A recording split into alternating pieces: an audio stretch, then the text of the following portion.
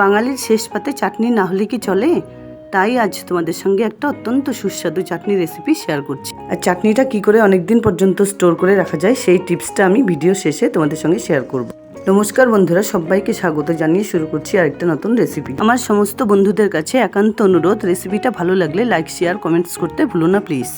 চাটনি বানানোর জন্য আমি এখানে 1 কেজি টমেটো ভালো করে ধুয়ে 8 টুকরো করে কেটে নিয়েছি। আর সঙ্গে নিয়েছি 250 গ্রাম খেজুর, বীজ ফেলে দিয়ে টুকরো করে কেটে নিয়েছি। এখানে নিয়েছি 100 গ্রাম কাজু বাদাম, 100 গ্রাম কিশমিশ। সঙ্গে নিয়েছি 700 গ্রাম ওজনের চিনি। এখানে আমি 150 গ্রাম ওজনের আমসত্ত্ব একটা বার ছোট ছোট টুকরো করে কেটে নিয়েছি।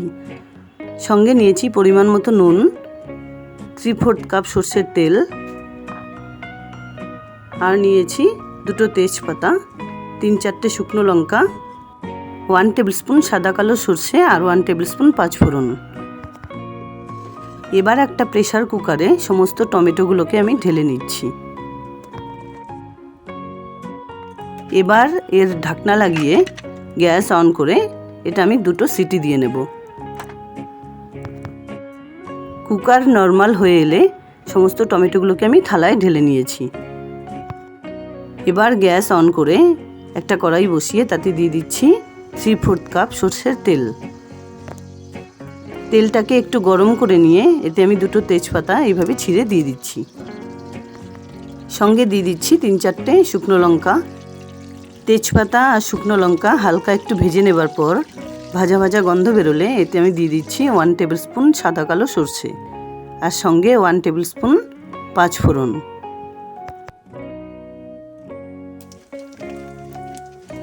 এবার সমস্ত মশলাগুলোকে হালকা একটুক্ষণ ভেজে নিচ্ছি। এবার আমি এতে মিশিয়ে দিচ্ছি 100 গ্রাম কাজু আর 100 গ্রাম কিশমিশ। কাজু বাদাম আর কিশমিশগুলোকে হালকা একটুক্ষণ ভেজে নিচ্ছি। যে কোনো অনুষ্ঠান বাড়িতে এরকম চাটনি আমরা খেয়েই থাকি, আর সেই চাটনি যদি বাড়িতে খুব কম উপকরণে বানিয়ে নেওয়া যায় তাহলে তার স্বাদ আরও বেড়ে যায়। কাজু কিশমিশগুলোকে ভেজে নেবার পর এতে আমি মিশিয়ে দিচ্ছি সেদ্ধ করে নেওয়া টমেটোগুলোকে সব কিছুর সঙ্গে একটুক্ষণ মিশিয়ে নিয়ে এতে আমি দিয়ে দিচ্ছি ছোট করে কেটে রাখা খেজুরগুলোকে একটু আগে দেবার ফলে এগুলো টমেটোর সঙ্গে খুব ভালোভাবে সেদ্ধ হয়ে যাবে, আর চাটনিটা হয়ে যাওয়ার পরে খেজুরগুলোর টেস্ট আরও অনেকটা বেড়ে যাবে। এবার আমি এতে মিশিয়ে দিচ্ছি পরিমাণ মতো নুন। চাটনিতে নুন ব্যবহার করার ফলে টক ঝাল নোনতা মিষ্টি সব কিছু সমানভাবে বজায় থাকবে। এবার এতে দিয়ে দিচ্ছি 1 টিস্পুন হলুদ গুঁড়ো, সঙ্গে 1 টিস্পুন কাশ্মীরি লঙ্কা গুঁড়ো। কাশ্মীরি লঙ্কা গুঁড়োটা অবশ্যই অপশনাল, এটা জাস্ট কালারের জন্য আমি ইউজ করেছি। এবার আমি এতে মিশিয়ে দিচ্ছি ছোট ছোট টুকরো করে রাখা আমসত্ত্ব। কিছুক্ষণ নাড়াচাড়া করে সব কিছু মিশিয়ে নেবার পর ঢেকে রেখে দিচ্ছি 5 মিনিটের জন্য। 5 মিনিট পর একবার চেক করে নিচ্ছি। ঢেকে রাখার ফলে সমস্ত কিছু অনেকটা নরম হয়ে গেছে। এবার আমি এতে মিশিয়ে দিচ্ছি 700 গ্রাম চিনি আর সঙ্গে 1 গ্লাস পরিমাণে জল। এবার সব কিছু খুব ভালোভাবে নাড়াচাড়া করে মিশিয়ে নিচ্ছি। এখানে চিনির বদলে তোমরা গুঁড়ো ইউজ করতে পারো। গুড় অনেকে পছন্দ করে না, তাই আমি চিনি দিয়ে রেসিপিটা বানিয়ে দেখালাম। আবার 5 মিনিটের জন্য ঢেকে রেখে দিচ্ছি। 5 মিনিট পর ঢাকনা খুলে একবার চেক করে নিচ্ছি। সমস্ত চিনিগুলো গলে গিয়ে জলটা প্রায় শুকিয়ে গেছে। এবার একটা ডাবর হাতার সাহায্যে এইভাবে টমেটোগুলোকে একটু থেতলে নিচ্ছি। চাটনি আমার এখানে মোটামুটি রেডি হয়ে গেছে। ঠিক এরকম একটা কনসিস্টেন্সি এলেই মনে করবে চাটনিটা পারফেক্ট রেডি হয়ে গেছে। এবার এই চাটনিটাকে মোটামুটি 25 থেকে 30 দিন স্টোর করে তোমরা রাখতে পারো। এইভাবে একটা ভিনিগারের বোতল নিয়ে এর থেকে 1 থেকে 1.5 ছিপি পরিমাণ আমি এতে মিশিয়ে দিচ্ছি।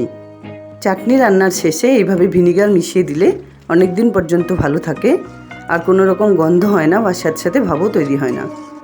আর একবার রান্না করে অনেক দিন পর্যন্ত যখন খুশি তখন বের করে খাওয়া যায়।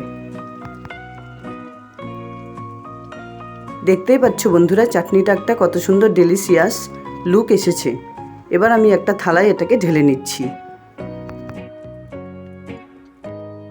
চাটনি কখনোই গরম খাওয়া ঠিক নয়, তাই আমি মোটামুটি আধ ঘন্টা থেকে 45 মিনিট এটাকে ঠান্ডা করে নিচ্ছি। ঠান্ডা করে নেবার পর দুর্দান্ত স্বাদের টমেটো চাটনি তোমাদের সামনে রেডি অ্যান্ড সার্ভড। আমার এই রেসিপিটা ফলো করে তোমরাও এরকম চাটনি ঘরে বানিয়ে নিয়ে অনেক দিন পর্যন্ত স্টোর করে রাখতে পারো। আশা করি বন্ধুরা আমার এই রেসিপিটা তোমাদের ভালো লেগেছে। যদি ভালো লাগে তাহলে ভিডিওটাকে একটা লাইক করো, শেয়ার করো বন্ধুদের সঙ্গে। আর আমার চ্যানেলে নতুন থাকলে চ্যানেলটা প্লিজ সাবস্ক্রাইব করে নিও এরকম নতুন নতুন রেসিপি পাওয়ার জন্য। ভালো থেকো, ধন্যবাদ।